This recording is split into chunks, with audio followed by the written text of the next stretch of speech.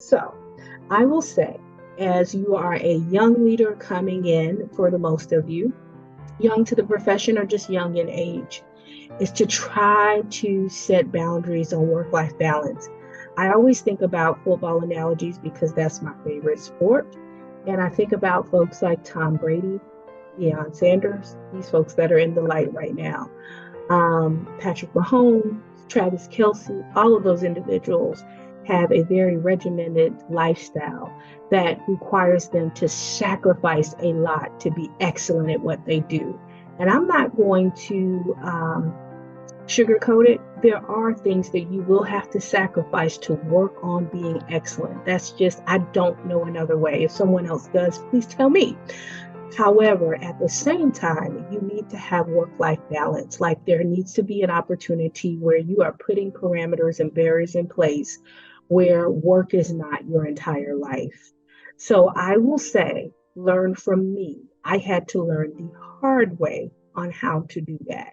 And that is, do not put your work email on your phone, not on your personal phone. That's one step.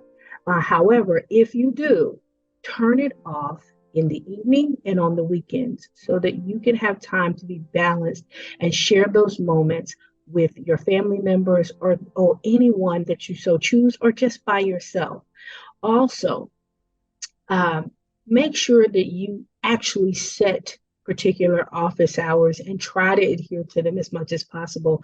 There will be times that you won't, but make sure that you try to do that.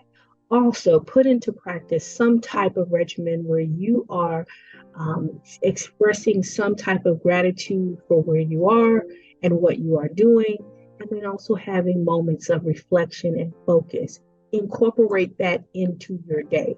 It will energize you. It'll show you where there are pitfalls as well as where you're excelling and allow you to appreciate that and you continue to move forward.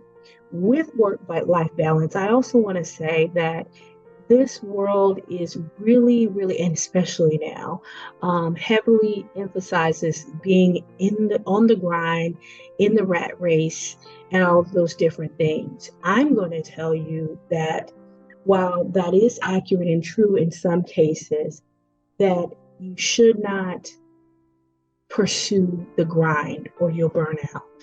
I've been there, I've done that, and had to take a step back. What I will share with you is that with that work life balance that you have, work on the thing that you are doing now, not constantly pursuing something else, but work on what you have right now. What is in your possession and what is your responsibility now?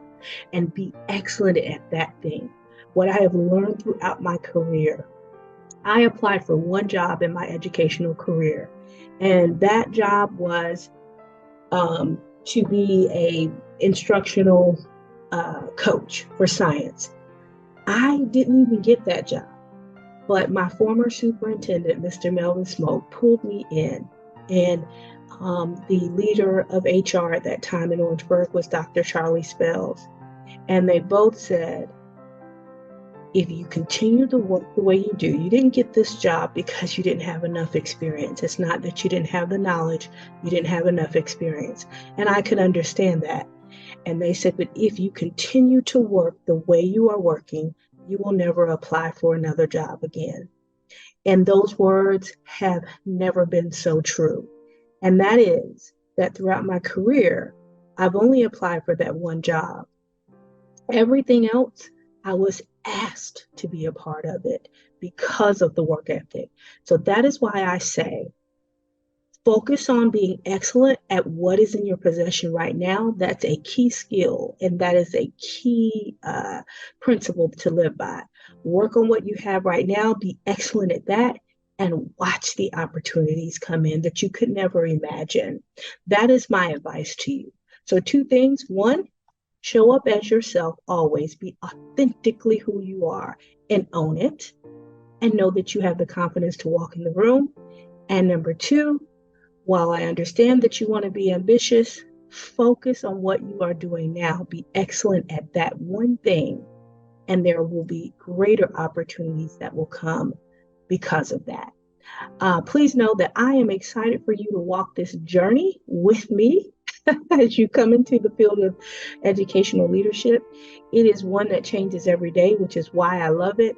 But also, it's tied to my passion to ensure that all of the other angels that are like me are never told that they are not enough to fall or walk into the position that is before them. And so that's what gives me life every day. Know what that is for you and pursue it passionately.